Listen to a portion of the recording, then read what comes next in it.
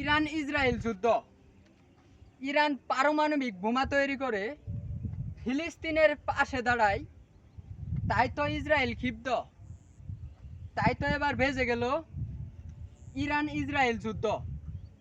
পৃথিবীর কোনো মুসলিম দেশ যুদ্ধে আক্রান্ত হলে সকল মুসলিম দেশগুলো যেন হয়ে যায় বাকরুদ্র।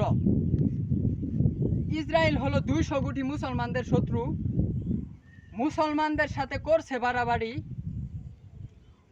পুরো পৃথিবীর মুসলিম তাওহীদ জনতা যদি একসাথে হুঙ্কার ছাড়ি, 1.61 কোটি ইহুদিদের জব্দ করতে পারি। ইহুদিদের কাছে আছে পারমাণবিক শক্তি ও কামান, আমাদের আছে জেহাদি মুসলিম জনতা ও ইমান। তৃতীয় বিশ্বযুদ্ধের সংকেত দিচ্ছে ইহুদি হবে ধ্বংস, হিসাব সমান সমান।